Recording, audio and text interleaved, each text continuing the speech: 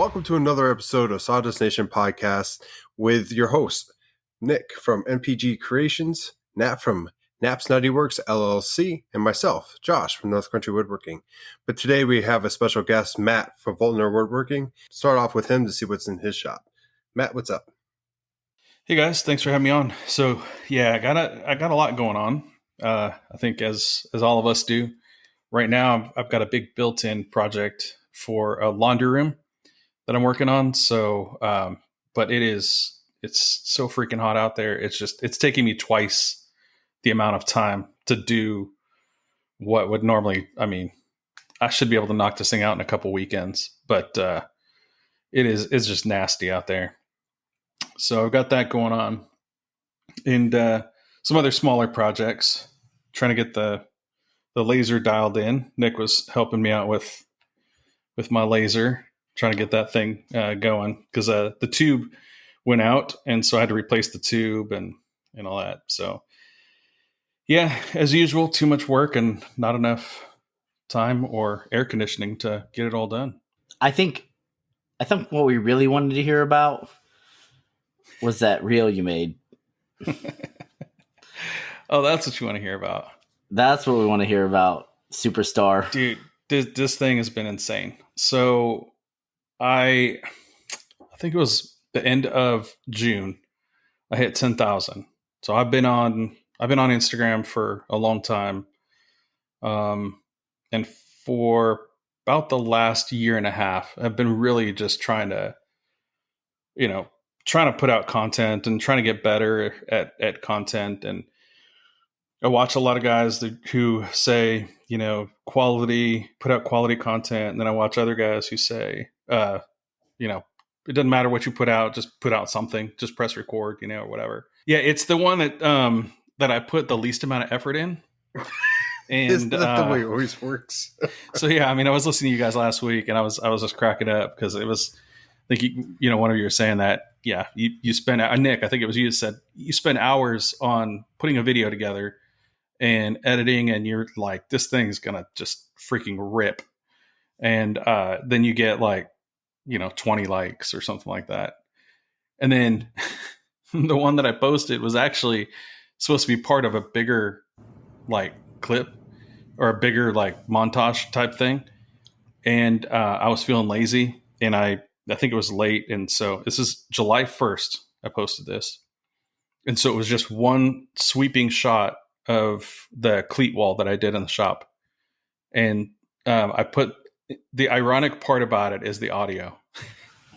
So the audio is this lady who's saying something about, to all the four people, liking my posts or whatever.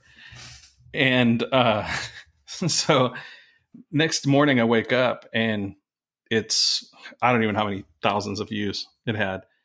And then I started getting followers. So this is July 1st. And I think I was maybe at 10,100 followers or something like that.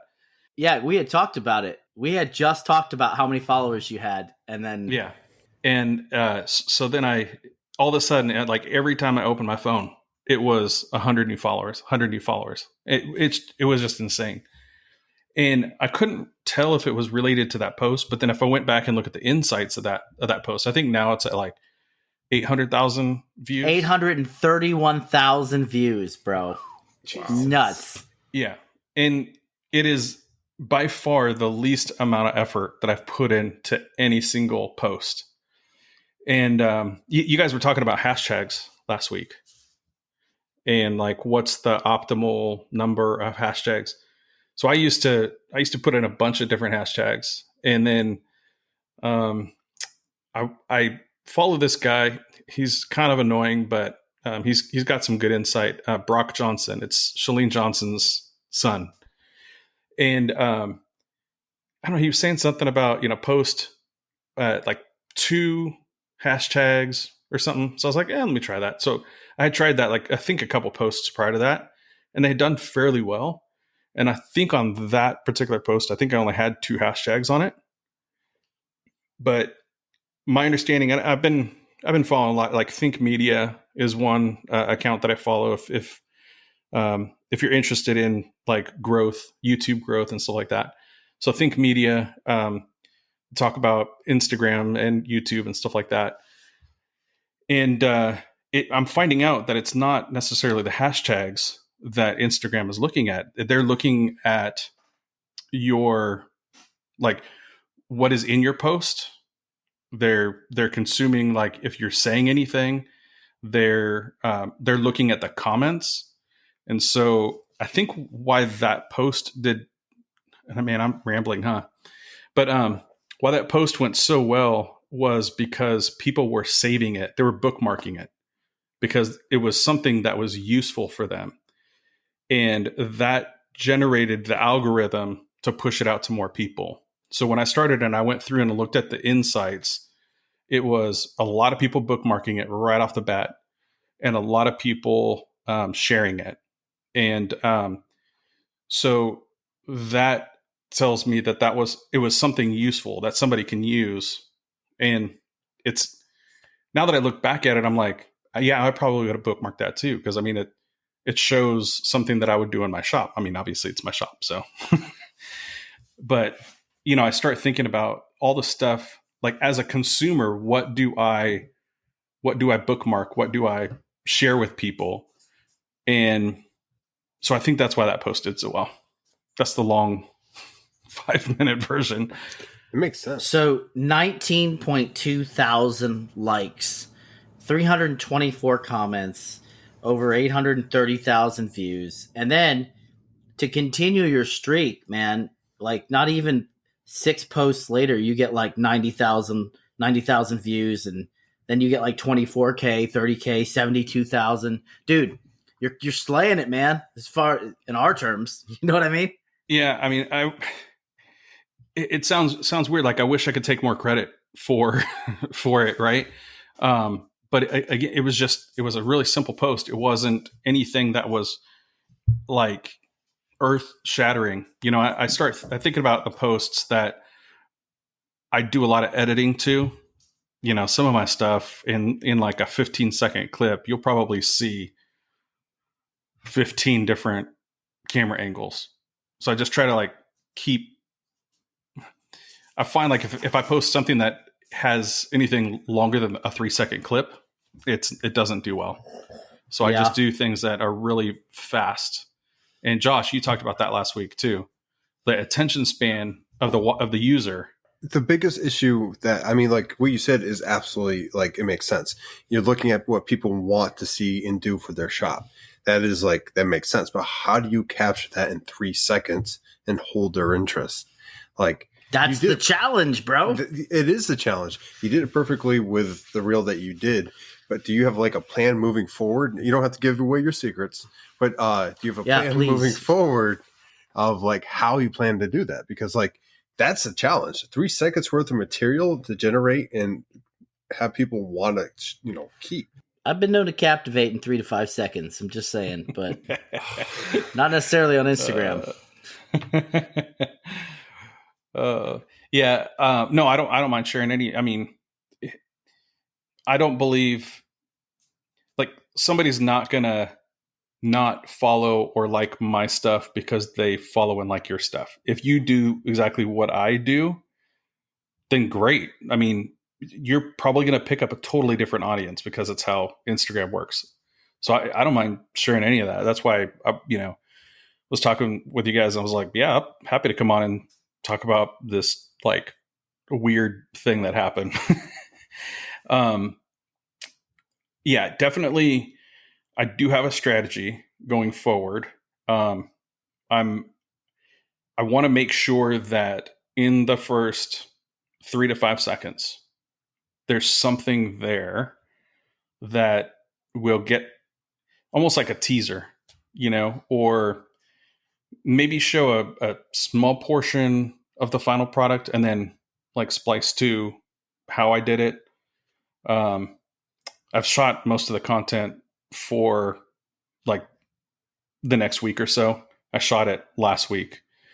So like going forward, like I do all my reels. I'll do them a day or two, sometimes 3 or 4. I just like will put drafts in and then save them. So I don't have to think about it like in the morning. But I post at a consistent time. I post between 7 and 8 in the morning. And then, just making sure that it's something that's going to captivate them. Now there's the throwaway posts, right? Like you just have to feed the monster, the Instagram monster. And every post is not going to be something where I'm just really going to put a ton of effort into. That's just it's not healthy. I think I was listening to a book, Chip Gaines has a book, No Pain, No Gains. And actually I got it from Andy Bird. He had listened to it. So that's where I picked it up from. But in the book, he talks about reaching for the brass ring, like in the merry-go-round, and how that was a thing. Like if you're on the merry-go-round and they say reach for that brass ring, but people are so focused on the brass ring that they miss the ride. And I found myself kind of getting into that mode where I was so consumed with a number or a certain amount of views or a certain amount of shares or whatever, because I'm a stats person. So for me, I want the next one to be 1% better than the previous one. That's going to be a really tough goal to reach now. Yeah, dude. After this one. You kind of set your own bar a little high there, bud. Yeah. In a good way, though. But, it's just, for me, I don't want to miss out. Like, the whole reason I got involved in Instagram, I mean, when I had 100 followers, I didn't join Instagram to get 10,000 followers. I joined Instagram to learn from other people back when it was a photo sharing app. And, just like picking up things, I've followed all of the, like Mark Spagnolo, I've, Brad Rodriguez, and like all the guys who were, posting content that you could learn from. And so that's what I got into it for. And I have to remember that a lot of the times, like that's what it's all about.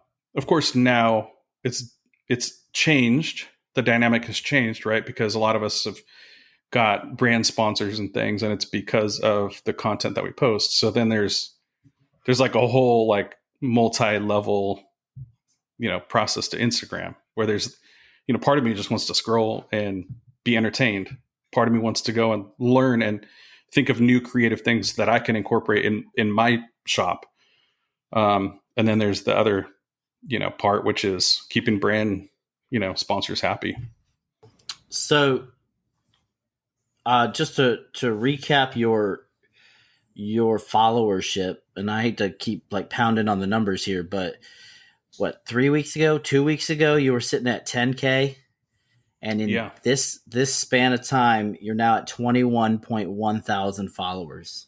Yeah. That's 100% plus growth in literally less than a month. That's absolutely, by any business standpoint, that's insane.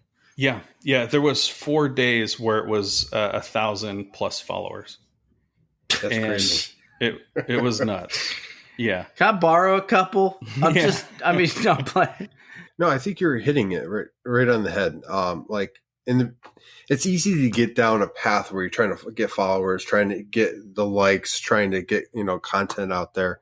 And I think we all have to sit back and take a look at why we join Instagram, why we do what we're doing, and just kind of realize like that's what we should be doing. That's how we got to where we are now. That's how we need to continue going, because it's almost like a personality. You can't go on like Instagram or something and fake a personality. After a while, people will figure that out. Oh yeah, you're right. Yeah. We've synced it.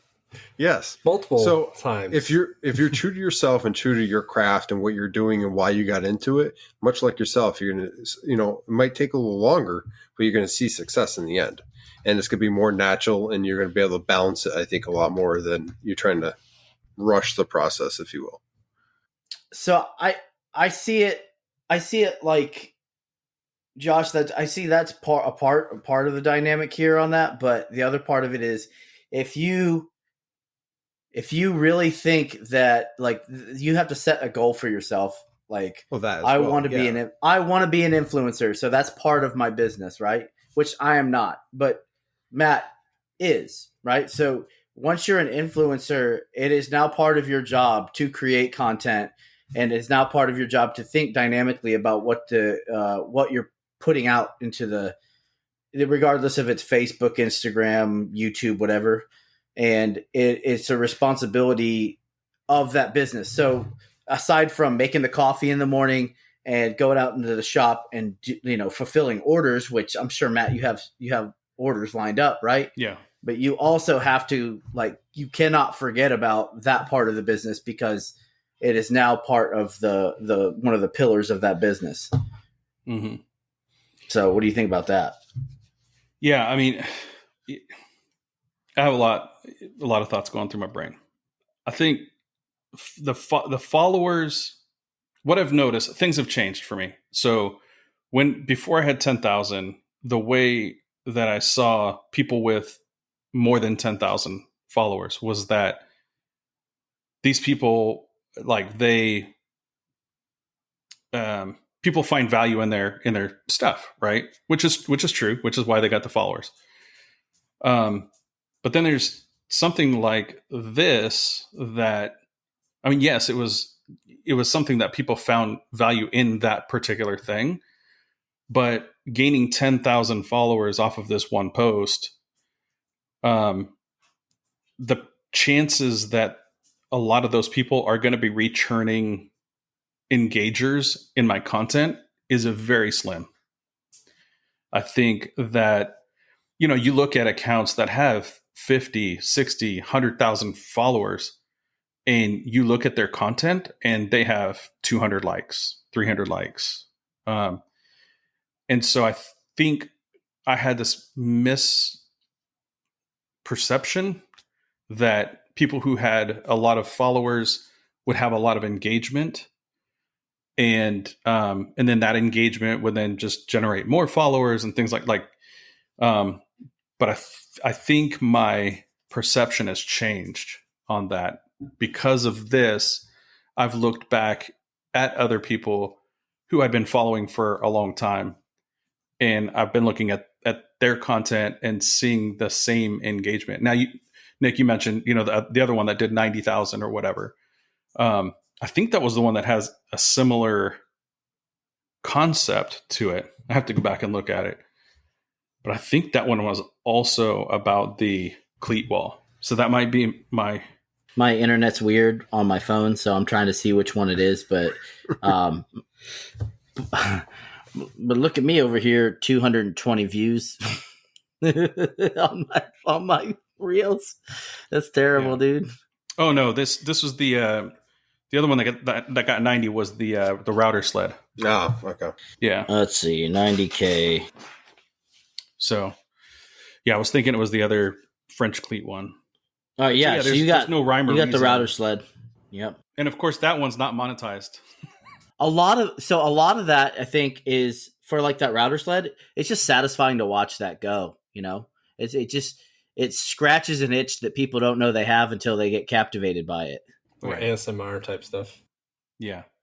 And I think that one, it's just 3 angles. And I did that one. You guys mentioned looping last week as well. Videos that loop, and you're like, huh, I think I've already seen that shot. Let me watch it one more time, make sure, or whatever. And then finally it pops up like, you want to watch another video? Move on, dude. You just watch it 10 times, not even knowing it. Yeah. Yeah. So it's a 7-second video or a 10-second video that just, it loops. So I don't know you guys are familiar with the Reels bonus and stuff that's going around. No, we're not about that life.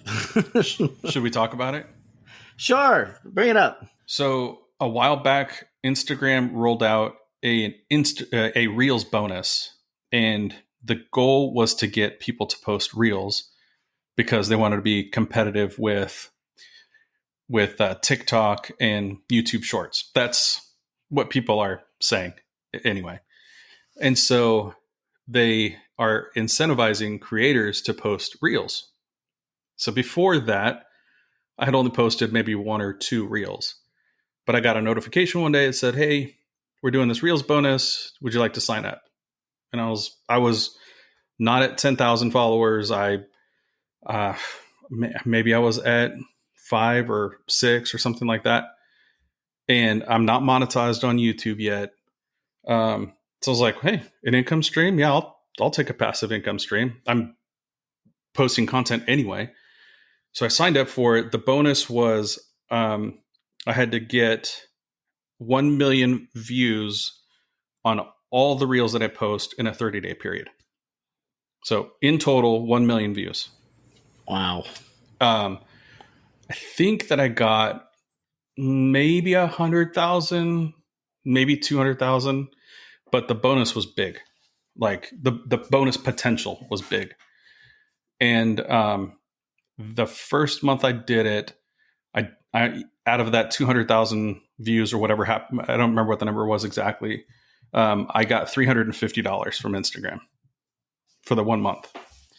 And so that continued actually for a couple months. And then they changed my bonus to 11 million, my target views to 11 million. The bonus pay was the same as it was before. And I got about the same amount of views as I was getting before. So therefore my pay went and dropped by about a third. So the Reels bonus went to about $100. So there's a lot of guys that are out there that are reposting stuff that they just got the Reels bonus, showed up, this last month or whatever. And they're reposting old content that did really well. Wobie is one. You may have seen him kind of repost his stuff. He's trying to he's trying to monetize it. And so anyways, when I say that one post that did 90,000 after that big post, so both of those two posts are not monetized. The one that's got this 830,000 views, the monetization period had ended on July 4th. And that's when it started ripping, or July 3rd. And then it started ripping on like July 4th and after. And then this other one, I forgot to click the button to add a monetization. And the one that's got 90,000 views, that one is not monetized. You can't go back after the fact and click monetize, can you? No. So you have 24 hours. So within 24 hours, you can, select whether you want to do that or not. And honestly, I've played with it. You have to be signed up for the program though, right? Yeah. And it's totally random. Okay. It's totally random. So, and I don't know if it's limited to just creators or, I know it's at least creators. I used to have a business account, but it's a creator account, not a business account anymore. So I don't know if it is limited by account type. Yeah. I have friends who didn't have it and then all of a sudden it popped up last month. So I think it's just like hitting people randomly and they're trying different structures out. 1 month, I didn't see a lot of action on those reels during that month. But as soon as that reels period expired, all of those took off. So they're trying new things. They're trying to see what works, I think. But I guess I would just say the biggest thing is just find something that's relatable that someone is going to want to either save or share. And I think that's the secret sauce. That's good words of wisdom, I believe. And I know that once I am done, once I can focus more on this portion of my career or this woodworking journey / company thing I'm going on with right now, since it's only part-time, Instagram isn't 100% I'm not all in on it, and I think that's one of those things you kind of got to be all in on in order to be at least competitive with. But thanks, man. I appreciate the advice. Yeah. You get what you pay for. It's all free. At this point, I'm in a period where, okay, I have to feed the monster, right? Because every time I open the app, there's new followers. And if I stop that, then it's my belief that will go away pretty quickly. So I'm on the train. I'm riding it. Let's see. I just opened it up right now. If you keep feeding it, it will definitely keep growing. Yeah. So 3 minutes, So new followers 3 minutes ago, 13, 13, 13, 13, 18, 21, 27, 29, 30, 31, 33, 34. It goes on. So like every no more than 5 minutes, there's a new follower. There's a bunch in the 48, 49, 50. It's crazy. I don't even get it. I'd actually have to say, like, the whole we're getting on the train and riding, like, let's say the wave, we'll call it. It's a very true thing, because I know, not for our individual accounts, because let's be real, I'm sitting at a steady like 652, and honestly, I'm just good with that, because right now, one, like kind of like Nick said, I'm not really full in on the Instagram stuff. Sometimes I'll find something cool and I'll post it or whatever. I'm more stories than I am reels and anything, because stories are quick and easy to me. Mm-hmm. It's a lot easier just to post a story. But I know with the Sawdust Nation podcast page, we had a while there where we were gaining some traction. And then I don't know what really happened. I think life hit all three of us roughly at the same time. And, you know, our content kind of slowed on the old IG, and it was almost like someone turned the water off. And it was just like, oh, there it goes. It's going away. What the hell is going on? Yeah. You know, and then trying to restart that, what is it? Momentum. It's hard to start from a grinding halt, because that's kind of where we're at right now. So yeah, maybe I mean, it's just like if you're getting ready to push your truck, right? It's stalled out and you're getting ready to push it. It's that first few feet that's the toughest. And for so long, I was, you know, at that period where I'd open up and I was super. I'm not.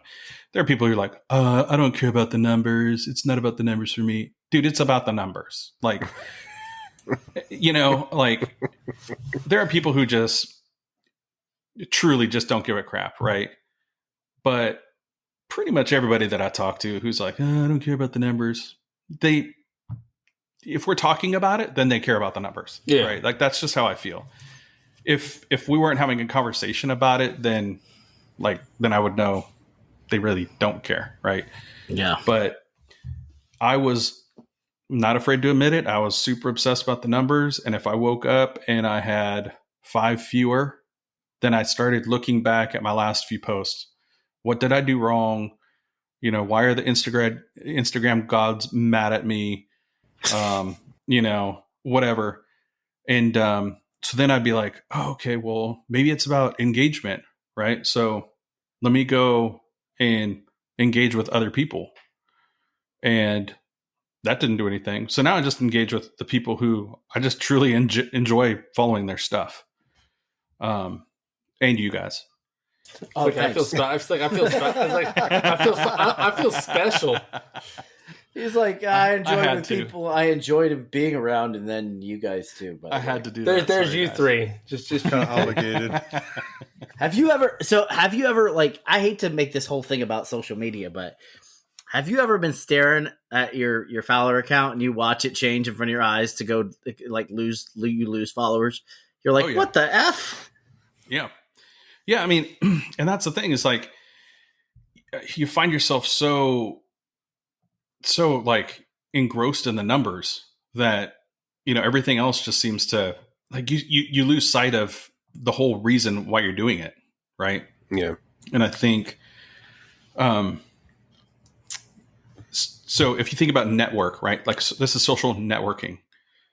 If you separate net and work, like to have people who are your net to like support you essentially in your work is how I see like the networking part of it.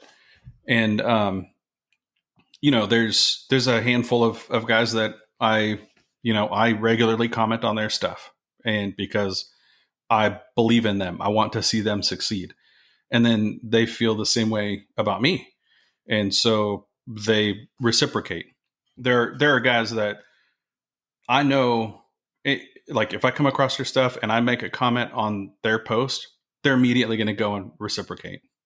And that's makers supporting makers. That's people supporting people, because they know that engagement is going to help you. You're helping them, they're going to help you. Oh yeah. Is there ever a time though, like when you're making posts or making comments where you like just see that one random snide comment. It just takes everything in your being not to comment on it. Every like, day. There's like times like I've seen certain comments as of late, and I just want to be like, man, if I didn't value this podcast and I didn't value what little follower I have, there's so many things I would say in so few words. Yeah, I see things, and I'm like, you could have just kept scrolling. You chose to go on and make a comment, and sometimes that is intentionally ripping somebody down. I'll tell you what, there's very few people who have original ideas that I've seen, like very few. Right. A lot of them are spin-offs of other ideas. There's a ton of creative people that I follow. Pete, like Pete Squared guy, dude is a mad genius. Like some of the stuff that he comes up with. So he's got a lot of creative content and stuff like that. But then there are people who, they may post an American flag, and really? Like you're like, this is all the flag original. makers of America. Listen up. Yeah, yeah. So now I'll take it way back. All right, about a year ago, maybe a year and a half ago, I had never seen it. I can honestly say I had never seen this. I made a bottle opener that was in the shape of a bottle. And I was just, because I thought, well, that'd be kind of fun, right? So if you go like way back, so like a year and a half ago, you'll see the post. And then like a month later, maybe a month and a half later, I saw another one. And the dude was like, oh, I just thought of this creative idea or whatever. And I was like, huh, that's really, really interesting. Is it really similar? Yep. He follows I've seen that me. before. Okay. And like, instead of commenting on the actual post, I messaged, right? And I was like, hey, dude, I don't know if you saw, but I also have created this. and so to me, that's right, wrong, or indifferent. To me, that is how I would approach that. So if you see something that you feel someone's ripping off, or you're just trying to be negative Nancy about something, message the person. Look, all's fair in love and war unless it's got a copyright. I'm just saying. I'm just saying. And just like about negative comments too, like ask yourself, like, what is the reason for the negative comment? Now we all kind of get in this, like, I just want to poke the bear, right? Yeah. And that's usually not me, because I'm, like you said, if you didn't have the podcast, or if you didn't, have brand sponsors, or things might be different. I've had bad experiences with, so I won't say the name brand. Y'all can figure it out. There was a pair of shoes that I got, and I was like, well, I'll try the shoes out. That's fine. It was Odie's. No, I'm playing. Yeah, they make a brand of shoes now that's environmental friendly. Totally. They smell delicious. Shoes you can eat off of. Oh, Jesus. Listen, these are the only shoes that don't cause cancer. Too soon? Too bad? Okay. Oh, that's classic. That's beautiful. Thank you. So anyway. So yeah, I was like, yeah, I'll try the shoes. Now, I hated the shoes. They were not comfortable. I hated the shoes. But I'm not going to post anything negative about it, right? I'm not going to like say these are the best shoes on my post. I'm not going to say these are the most comfortable shoes or whatever, right? Fulfill my obligation. If people want to message me, then I'm happy to tell them my experience with the shoes, right? But there are people who go out and they will just, I'm not talking about like brands, but people who will tear down people. For what reason? Like, it's not propelling you. There are people who can make themselves look better by doing good things and putting out good content. And there are people who try to make themselves look better by making other people look worse. Yeah, I think we call that a word that we won't send. Well, actually, for the Patreon, I think we call that person. Like, I don't know. I mean, I'm not perfect, right? Like I've. Oh yeah. I can imagine what that post was like. Like, look at these shoes. They go on my feet and I can walk in them. See, it's weird that your experience with that particular brand was that way, because they're actually one of my favorite pair of shoes. So it's just Really? it is truly weird, yeah. But on that, it's also and I was going to say this, Matt, is they just weren't your cup of tea. Yeah. Like some Different people strokes. some people can wear Nikes. You got Nikes Asics and there's another one, Brooks, like for running shoes. Mm-hmm. I hate Asics because they're really good shoes. Okay, for certain people because it fits better Thanks. on their Now foot. we can't get a sponsor by them. Thanks. No, right. Nikes are good, but they break down. So Brooks is, what I use because Brooks is the most comfortable shoe for me. That's just most comfortable for me is Rock Rooster. Rock Rooster. Never heard of this. Yeah, that's what they're the most comfortable shoe. And, full transparency, I've not paid for a pair of boots from them, but they are like I would pay for if I was going to buy a pair of boots. That's the pair that I would buy. Huh.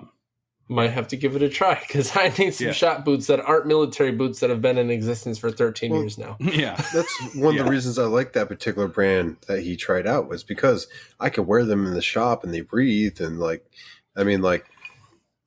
I've dropped stuff on my feet in there with them and it's worked really well. So I would definitely like to try the other brand though, because if you say they're comfortable, maybe I just don't know.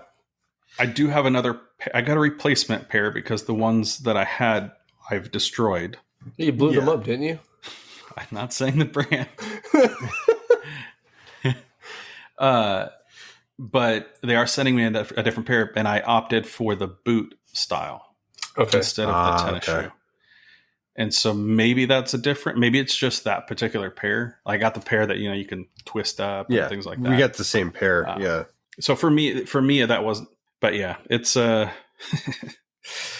don't know where we got off there, but it was, Talk about shoes.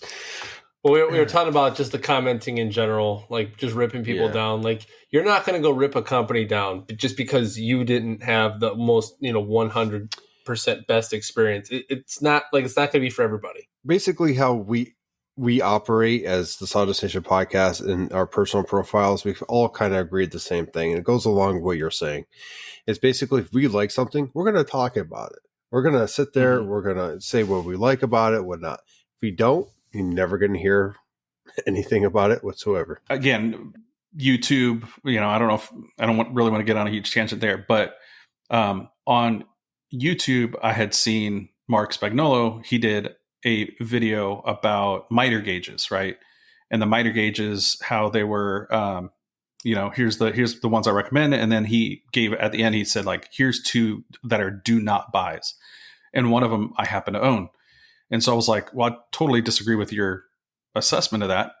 And I respect Mark. He was probably one of the first people that I followed and continue to. And he's a really nice guy, by the way. So after I posted essentially what you would consider a rebuttal video on YouTube, which that video was my top performing video.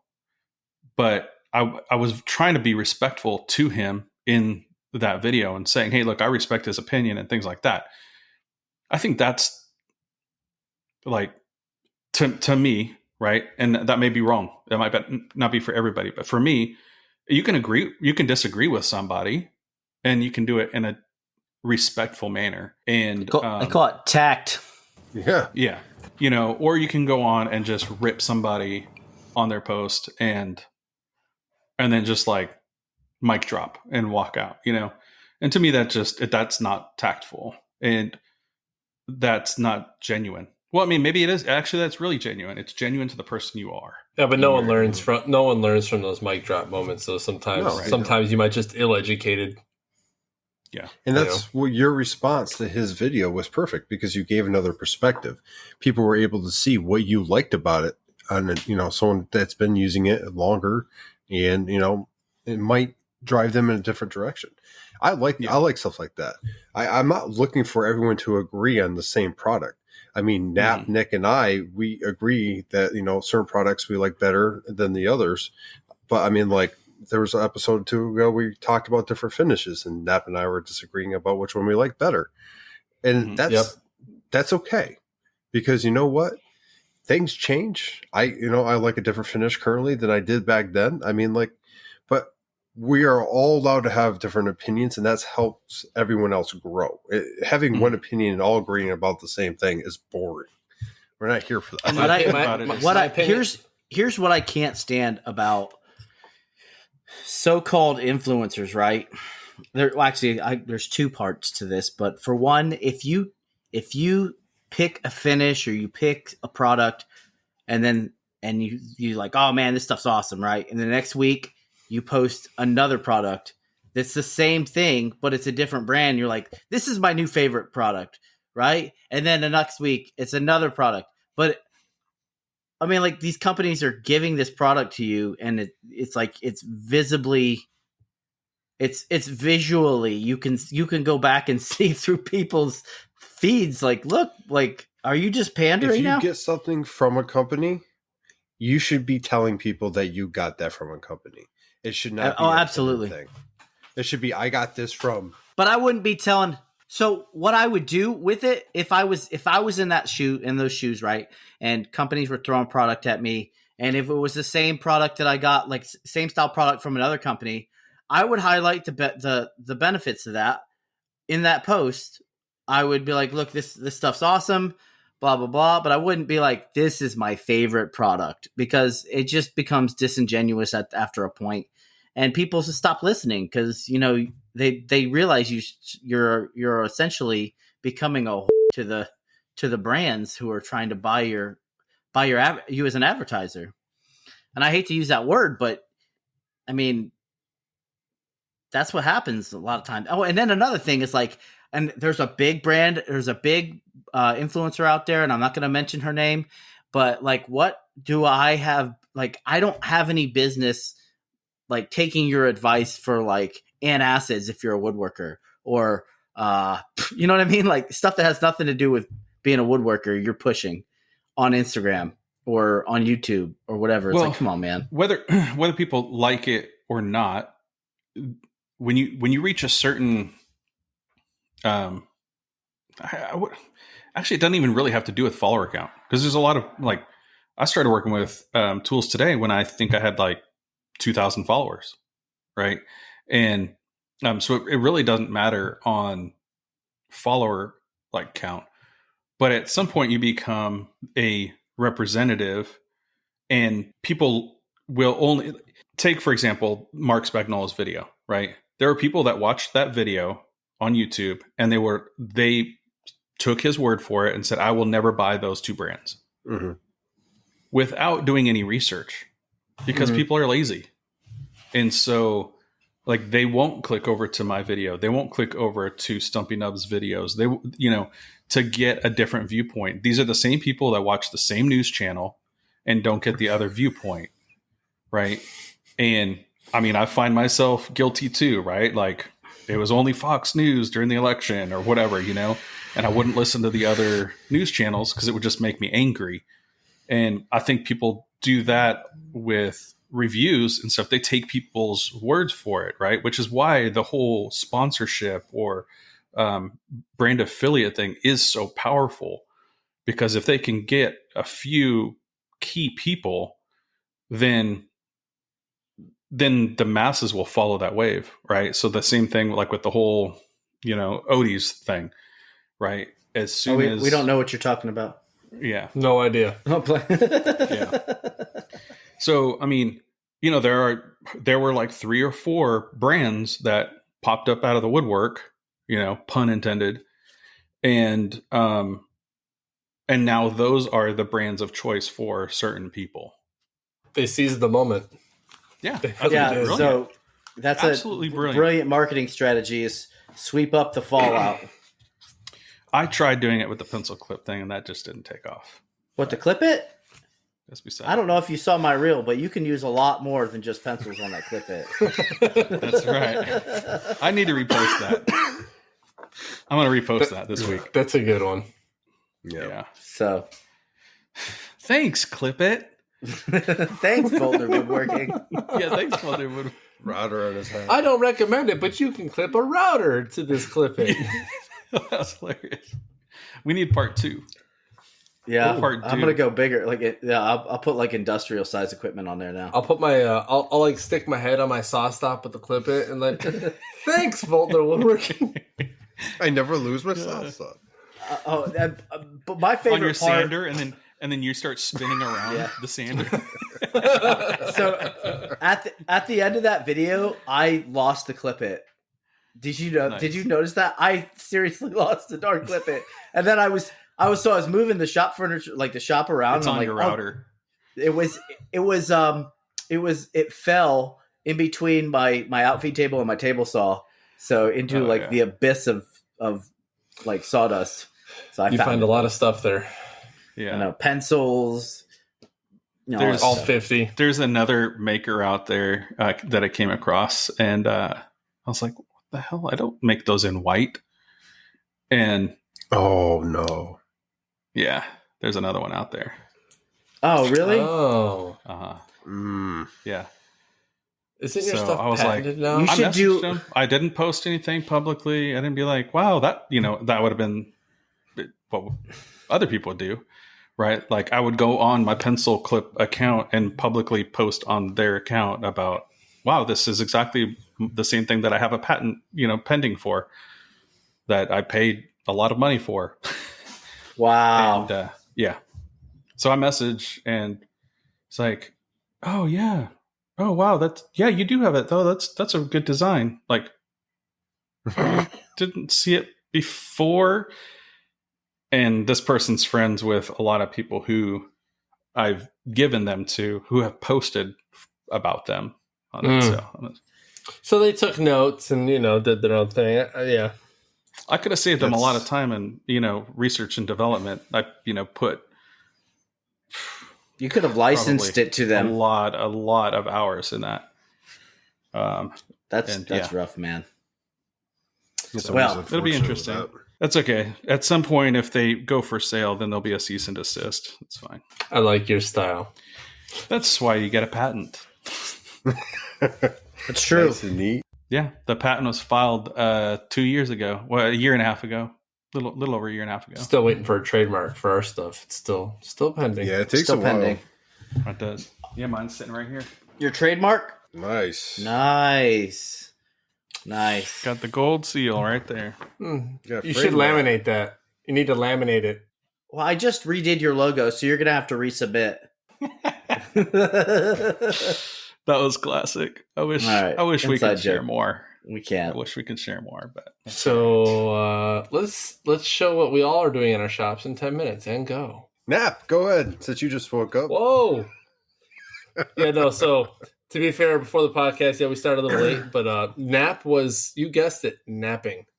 So before shop, real life talk, I'm going to tell you what, mental exhaustion. Okay, many of us know what that is. In the previous job, I will say that the level of mental exhaustion was probably at the level of maybe a kindergartner. exhaustion. Thanks, Nat. Exhaustion. Yeah, sorry, Nick. Your job is, my old job is not as hard as maybe one would think. But I'll Nick's tell you like, what. Me, right? But it's because it's rinse and repeat. I walk into work every day. I take like a step forward and I'm getting kicked in the face 6 steps back. And I'm just like, God bless, man. Like, can y'all just let me have a win? Like, come on. But it's really just because I'm still learning my job and I'm getting added responsibility. It seems that as I either become more of a trusted person or they start to learn kind of who I am, they're starting to figure out, okay, well, we can give this guy more. So I think that's really what it is. But I'm the kind of guy, it's like, just turn the fire hose on and don't turn it off until I tell you to stop. Because if you keep throwing stuff at me as I think I'm getting somewhere, it starts to like become demoralizing. But that's just work. And I'm getting there. I'm learning to be a boss, if you will. But other than that, work's good. But I come home and this transitions into the shop of, I come home every day super freaking tired. And I'm wondering to myself, how in the heck am I going to find time to get in the shop? Well, it's going to be easy. Regulate how many orders I get, which on the forefront, outside of finishing my shop, because the laser is set up, she's working nice. I just got to get a 6-inch hole drilled into the side of my house and put a vent so I can, run it during the winter without the door being open. I have the infrared heater going in the next couple weeks. That's a pretty awesome thing that I'm getting overall. I'm just kind of scared because Josh and I talked about the combustion chamber and those things, which I've been fully assured that there is a intake for air that's going to come from the outside, not in the inside of the shop, because that's sawdust good. Sawdust equals plus flames equals boom, and we don't want that. Just don't get natural gas installer. Yeah, right. But yeah, then I got the exhaust that'll go out too. So, we're going to be solid there. I'll have like 45,000 BTUs of heat being pushed through my shop, which is excessive. But when you're in negative possible 40, that's going to be very useful. And then as far as jobs are concerned, as soon as the CNC got set up, they said, "Hey, Nat, saw your CNC's up. Can you make this?" I was like, "When do you need it? Because I'm not really fully ready yet." They said, "Oh, by September." I'm like, "Oh, well, hell yeah, I can do that." So I have a 3D carved facade of an Office of Special Investigations Air Force badge, shadow box that I'm going to do.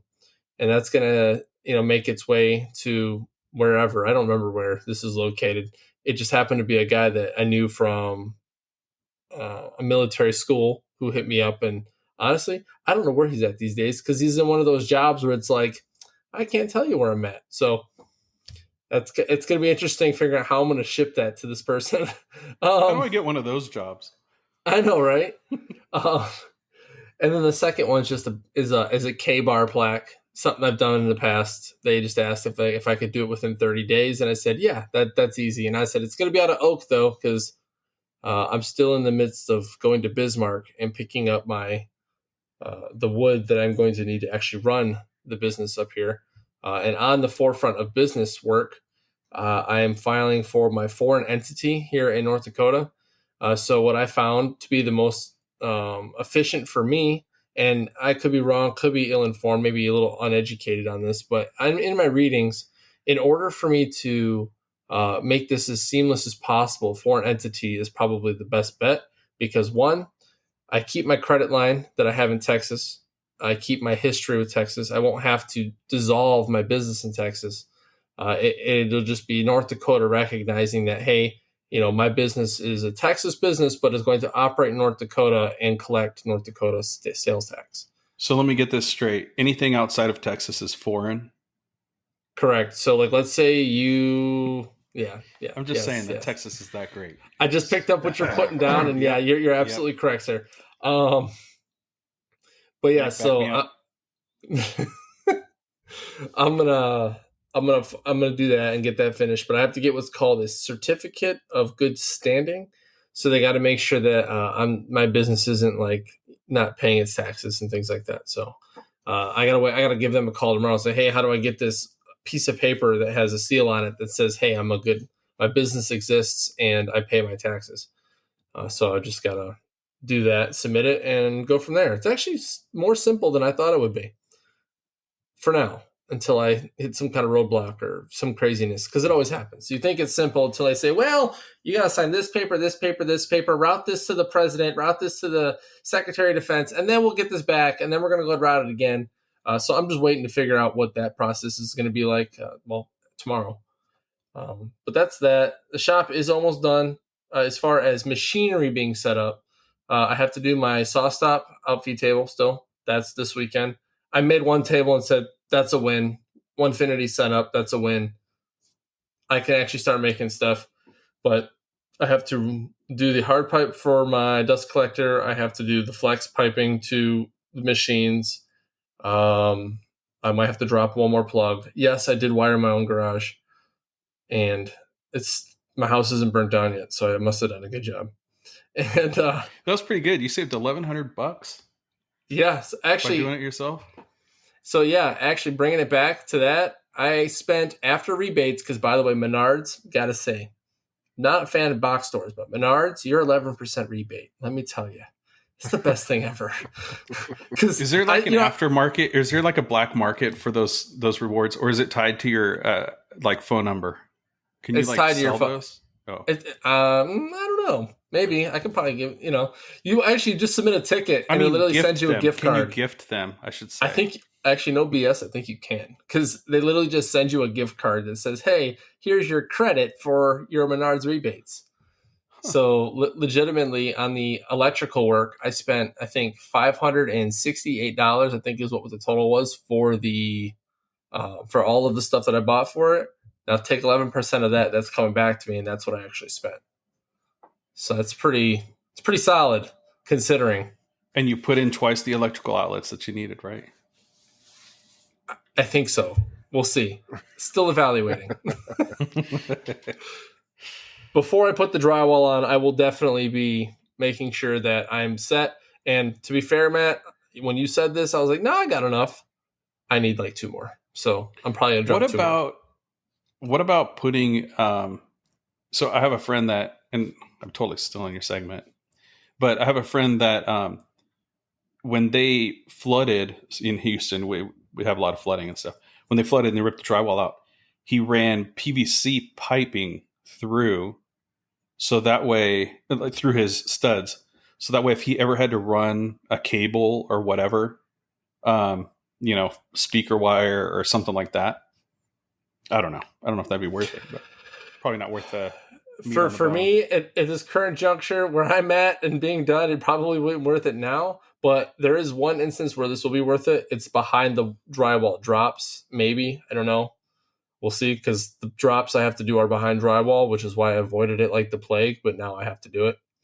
On that, and I say that I avoided like the plague, but I still networked my garage from my living room in the ceiling through a wall into my office and then back out to there.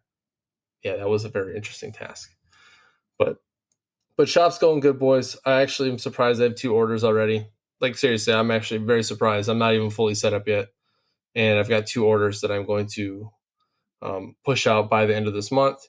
But to say that, and mental exhaustion from work, Naps Naughty Works will dial back quite a bit, because I'm not going to lie to you. Coming home for the past month, I'm only going to be able to handle maybe 3 or 4 projects, if they're big projects, a month. Little projects, maybe like laser etching mugs and stuff, is easy because I can just throw it on the laser and go. But we're talking shadow boxes and stuff. I can't keep up with what I used to keep up with. Hell, getting on the podcast tonight, I was like, dude, like I was 20 minutes late. I was passed out. Like that's how tired I am. So I actually have a real job again. I have to keep that in account when it comes to this stuff. But you're supposed to blame me and the audio problems that I was having. Oh no! See, we don't blame the guests. We blame ourselves. I gotta blame myself. I just blame. I always blame Nap. So yeah, we always blame you, and then you always blame Josh, and then Josh blames me, and then we just full circle. But all right, so that's enough about my shop. Josh, let's kick it on over to you. I know you had some woes, some oak and poplar woes, or something or other. I don't know. I'm sorry, salt in the wound. Too far into that, yeah. So long story short, I've had some client issues again this week. Every time I think that something's resolved, something else pops up, and it's just working with your clients. That's basically, I have had to do more customer service than I've had to do this entire time owning this business. And it's made me grow and understand that some things are just not doable. And, shipping is a hassle, and the lesson learned from that is with most of my big projects, I think I have to wait until one of these packages is delivered first and foremost. But I went to FedEx for one of my projects, and they wrapped it for me and they shipped it for me. And I tell you what, the amount of stress relieved knowing that they wrapped it up for me and shipped it, and they're reliable all the way for wherever happens to that and shipping, definitely was worth the money I paid. And it wasn't that much money. Yes. Was it more than if I did it myself? Absolutely. But the state of mind. When they wrap it, do you have to insure it? No, you don't have to insure it, but they are liable. Once they start wrapping it and they pack it, if it breaks during shipping, they're liable for it being broke.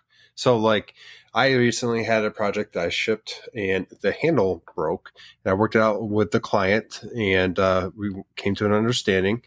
But in that case, I would go back to FedEx and be like, "This broke. You wrapped it, and then I can file a claim." So I'm still trying to see how well this project did. This first one I went through FedEx with, it hasn't been delivered yet, and I haven't received word from the client. But the first thing I did is let the client know what I was doing, because I was not wrapping it personally. I wanted him to understand that, like, this is the reason why I'm doing it. This is the reason, it benefits me and you. If something does happen, we can claim it. We can get you money back and do it this way.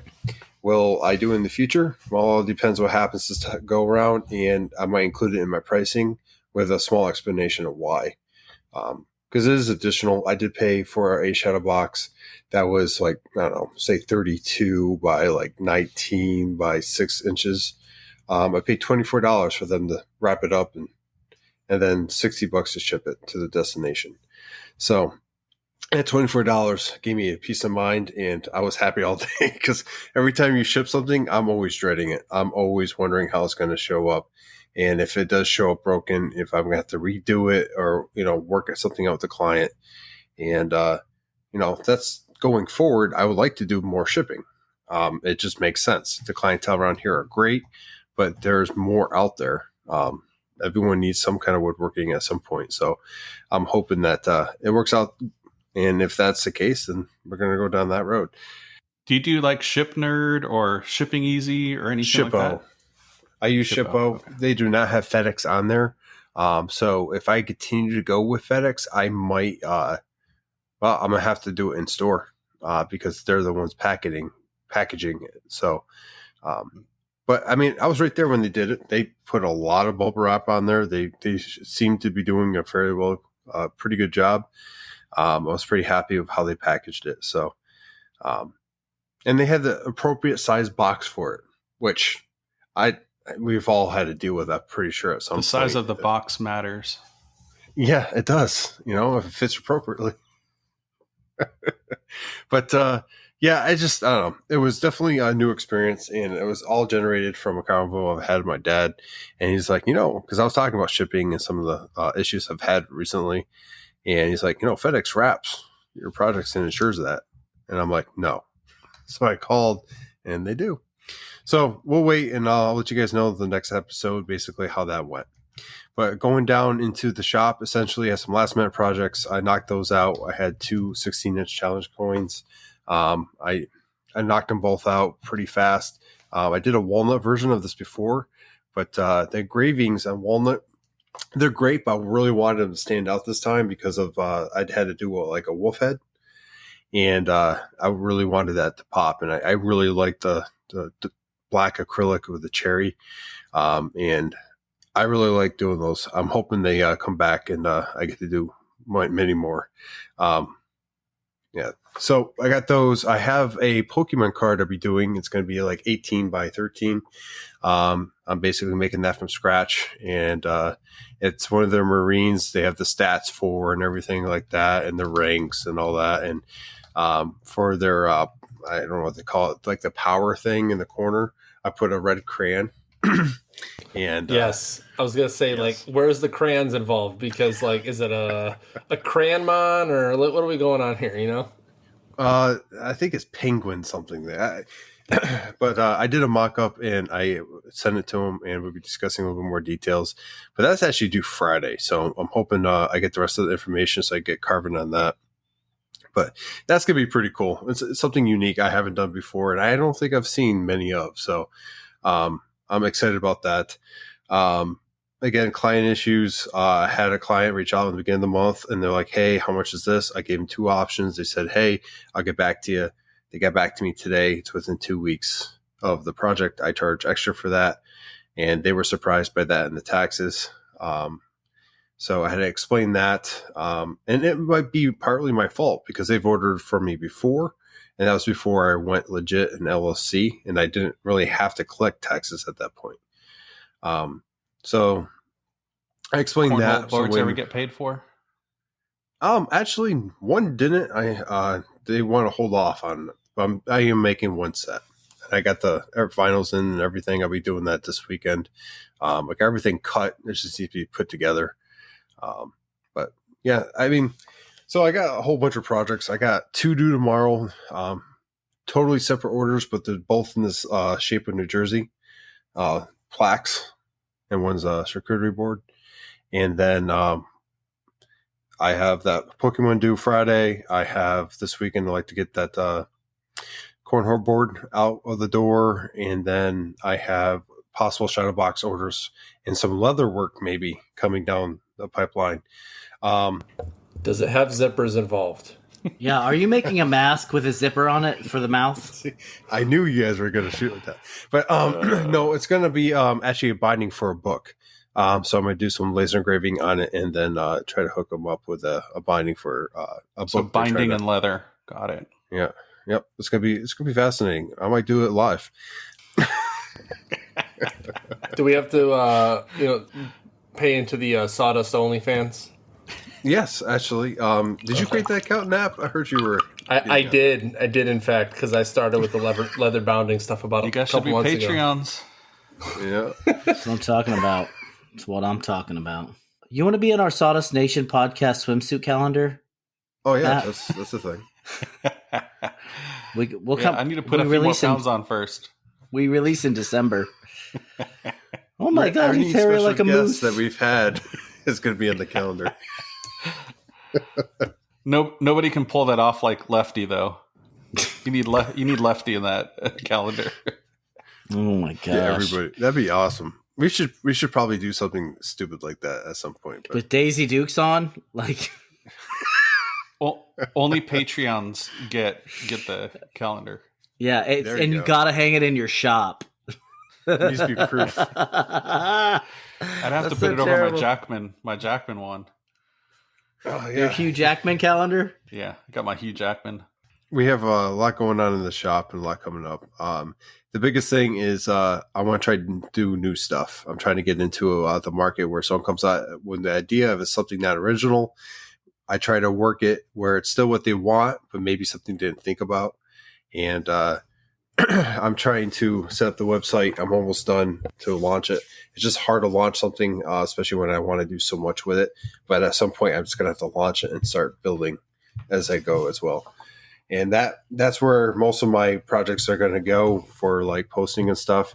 And then I can focus, again, like we were talking about, more on the Instagram side where I can show how to do stuff and be more informative versus just, this is what I do. Because at the moment, that's how I present my projects. People will find my Instagram, they see the projects, and they order from me. So if I get a website, I'm hoping I can shift that focus to the website and then do a traditional Instagram where I can actually teach people some of the processes I do. I mean, why recreate the wheel? There's already content out there that you can just, use and just. Because I enjoy new stuff. When they came at me with can you make a Pokemon card? I basically dropped everything I was doing. And I'm like, yes, how do we do this? So I'll be using some new hardware with that. I'm pretty excited about it. I can't wait to knock this one out. It's gonna be fun. Before you throw it over, the Pokemon thing is a big deal. Like there is a lot of followers on the Pokemon thing. There is. A lot of copyrighted material. Well, that's the thing. I didn't think about that, but I mean, there's a lot of people who do that follow the Pokemon. Like, so I would stretch that content out for sure. I definitely plan on it. That's going to be one of the bigger reels and stuff I plan on doing leaning forward. But for copyright, I actually thought about that because you're right. They could go after you. So I designed the card myself. I might, I didn't use a template. I didn't use an SVG created from someone else. I sat there and I line drew everything from scratch. So like it might look similar, but I created that and I could prove it because I did it in Lightburn. Sorry, I'm just over here playing with my Pokeballs. But hey, God bless you. Nick, what's going on in your shop? Oh man, I'm busy. I'm super busy. Oversaturated. I've got 3 shadow boxes, a trunk, and 2 hat boards, all due in 12 days. It's gonna be close. It's gonna be close. And so also, so I have my priorities right. Like I set the deadline for one of the shadow boxes. I have hard dates on a lot of stuff, and I have soft dates on things. So, but I'm trying to push it all out. Anyway, I'm trying to push it all out. I released a picture of a shadow box idea that I've built. It was somebody else's idea, but I built it. I reverse engineered it, and I put it on Facebook in the flag making forum, and they went nuts over it. And I took 2 orders from it. It was amazing. So I got 8 weeks. I tell them the minimum 8-week turnaround on this stuff, right? I also have a big deal happened today. My extrusion for my Avid 4x4 CNC showed up. The UPS guy looked, I saw him on the ring cam. He looked super not happy because that stuff's heavy. But I got home, I drug it in the garage, and it's just sitting there waiting on the rest of the machine to show up. And I made a reel this week. I got to tell you, I made a reel this week, and I forget which one it was. It was the box reel. I took a whole bunch of footage of all the boxes I made, and I smashed it all together and played some Iggy Azalea on Instagram for it. And I put my phone down, and an hour later I picked it up, and it was like plus 150 likes. I'm like, oh my gosh, it's blowing up. But it only made 5,000 views. So not quite to the Voeltner level, but when you get a like immediate reaction, it was like 1 o'clock in the morning. It was 11 o'clock at night when I posted it, and it was like 12:30, 1 o'clock when I looked. And it was 1 o'clock. It was everybody. It was everybody in India was going nuts over it. No, I know it was 1 o'clock because you texted me, "Hey, are you up?" And I was passed out. And then I said, "What did you text me? You see my reel?" I just text everybody, "Are you up?" Oh, so now I don't feel special anymore. Well, that was a different night. Oh, okay. Spaces anyway, Monday, Tuesday, Wednesday. Yeah. So other than that, though, I am continuing to just grind in the shop on my free time. My family just got back from their vacation. I wish I could have gone, but I had to work. So anyway, that being said, not work in the shop. I had to work like real work. So there was no way I could get out of it. So I stayed here and worked the weekend in the shop, had a great time. It was fantastic, to not have any distractions or like, hey, can you, I'm like, shut all the machines down. Like what? And they're like, can you give me a popsicle? I'm like, yeah, you could have one. I mean, you could just come to the door and wave it, and I'll be like, yeah or no, put it back, whatever. That's why you got to get one of those refrigerators like we've got where the freezer's on the bottom, because that's where all the good stuff is. We do. But they know not to just go in there and grab stuff and just eat it without asking, right? Because one day my youngest he was like, what are those things called? Taquitos. He was trying to eat a frozen taquito. I'm like, what are you doing? Amateur. Anyway, this is the worst tasting popsicle I've ever had. Yeah, this doesn't taste like this. Doesn't. Other than that, though, I had a definitely an interesting customer I dealt with, to the point where they were messaging me so much I had to be like, look, if you want me to get this done, I need to work on it, and I can't just stop and message you back every minute. I was more tactful about it, but the point got across. Other than that, that's it. Sales would be so much easier without clients. Sales would be so much easier without a product. I need a secretary. Promise. Yes. Like if you didn't have to build it, if you didn't have to build the product after you sold it, If you didn't have to deal with the clients at all, and someone else did it for you, and you just had to do the woodworking part, I'm gonna hire my wife. That would do it. I think I'm gonna start a Ponzi scheme, dude, because this is ridiculous. I think I'm going to start getting into digital content where I make it once. With your fingers? What? You said digital. Yeah, digit. Yeah. Oh, digits. Yeah. Oh. Yeah, no, digital stuff like files and stuff like that. I think that's crossed my mind. Yeah. I've got a couple good files that I've made that I've personally made that people have asked me for, and like, how much you want for it? And like me personally, I'm like, dude, I'm not even in that market anymore. You can just have it, right? Like, yeah. But there's certain I need to get some stuff off you, Nap. I know you do. I'm sure. So does like the hat boards. 2 other makers. So yeah. Anyway, that's it. One thing that kind of scares the hell out of me is this metaverse, right? But also an opportunity, right? Because I don't know if you guys are familiar with it, but so it's this virtual reality thing, but people can go buy things. Like it's basically like a fake reality. Like you create whatever you want to be. Like if you wanted to be, muscular, or, have hair or whatever. So basically like not me. Seen this movie. And then you can go and you can buy things. And so some people I was talking to some other woodworkers. I think we're talking at Workbench Con about creating furniture, essentially digital furniture that people could go buy to put in their virtual homes. Yeah, it's bizarre. You lost me. Be much easier, much cleaner. I know. Boom. Like more mind blown, right? You're sitting there on the couch like, yeah. So like you guys remember Sims, right? Like Sims was like this virtual reality type thing. Well, apparently this metaverse is going to be, basically that on steroids, where people are just going to sit at home. Like you can work virtually and stuff. And Ready Player One. Like, you could furnish your own home and stuff. I'm going to traffic drugs into this universe. Yeah. We got him. Yeah. We got him. Right. I'm going to be on the run for virtual episodes. The virtual DEA. Anyway. You're sitting right next to each other and they're chasing you.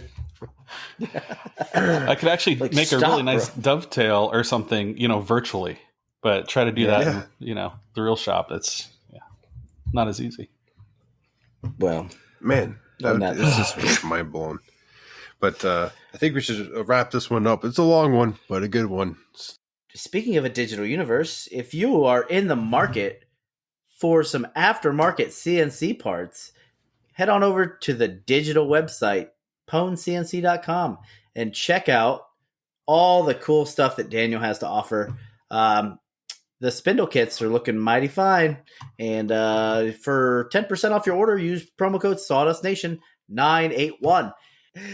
And if you're in the market for that epoxy, get a hold of Total Boat. Check them out, totalboat.com. If you want 10% off promo code, slide into our DMs, and we will hook you up with a promo code. We'd also like to thank OhmTech for being our affiliate, as well as Makerstock.com. And if you are looking for that 10% off initial purchase promo code at Makerstock, you're going to use the promo code Sawdust10. I want to give one special thank you to an individual who came on the podcast tonight. We always love having you on, and you're always welcome here. So, Josh, we appreciate it. No, I'm playing. Matt Voeltner, we appreciate it. So, I loved it. I was wondering where this is going. I'm going to kick it on over to Nat now. Hey, so check it out. If you're listening to us on the Apple Podcast, Spotify, any of the podcast catchers, go always give 5 stars. If you don't give us 5 stars, let us know why. Because if you don't, tell us why you gave us anything less than 5 stars, then we can't give you that content that you deserve. Yeah. And if you want to get a hold of us, Josh, how do you get a hold of us? So if you want to get a hold of us, well, you're going to have to wait. Because first I want to talk about Matt here. So Matt has a YouTube channel. He has an Etsy account. He has his own website. He has Instagram. Man, like if you're not following one of these at Voeltner Woodworking, you're missing out. So try to follow them all, but mostly follow him on Instagram. He needs the follows. We talked about those. And you know what? Follows YouTube. His YouTube channel is happening, man. If you haven't checked it out, you definitely need to check it out. And his website at www.voeltnerwoodworking.com is definitely a site to see itself. He has his link tree, has all those links in there. Just go to his Instagram and you can click on them, follow him, and subscribe. So if you want to get a hold of us, you can get a hold of us all 3 on the Sawdust Nation Podcast Instagram page. Message us. You never know who you're going to get, but you know what? That's half the fun. Really, it is, because it might be all 3 of us. And then you have Nick from MPG Creations, Nap from Nap's Naughty Works LLC, and myself, Josh from North Country Woodworking. And lastly, if you want to get a hold of us on our email account, go ahead and reach us at sawdustnationpodcast@gmail.com. There you can send us voice clips, you can send us questions, and, just start up a conversation. But the best way to get a hold of us is be a Patreon. Third tier, you could be with us in every recording, talking about what we're talking about in the chat, giving us ideas for topics, questions, and interacting. If you like the podcast, that is truly the best way. And you can go ahead and become a Patreon by going into our link tree. And there's a link right there. It's easy. We try to make it as easy as possible. But with that, we're going to go ahead and slide into final words. And we're going to start off with you, Matt, if you don't mind.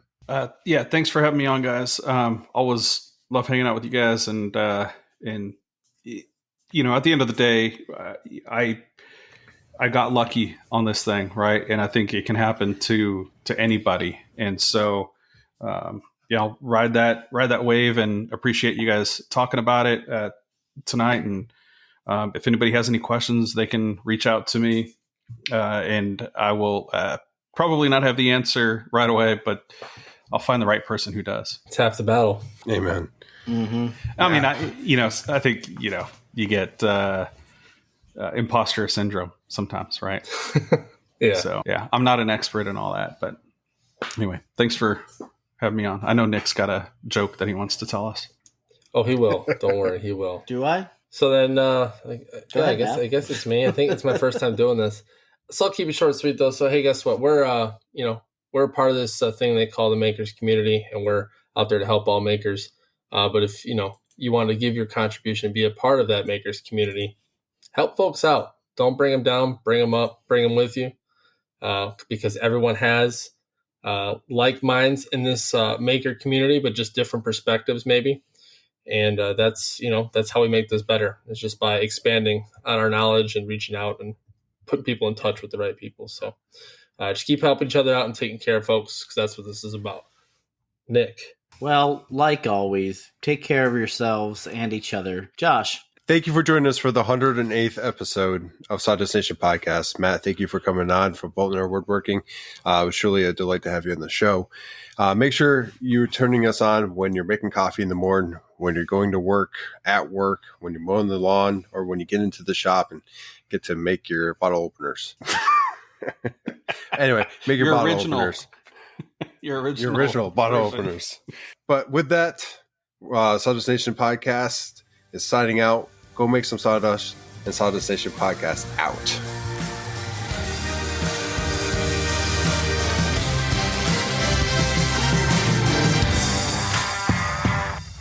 Sawdust Nation Podcast Out. That's right. Remember, folks, spade and neuter your pets. A nearsighted gynecologist and a puppy have one thing in common, and that is a wet nose.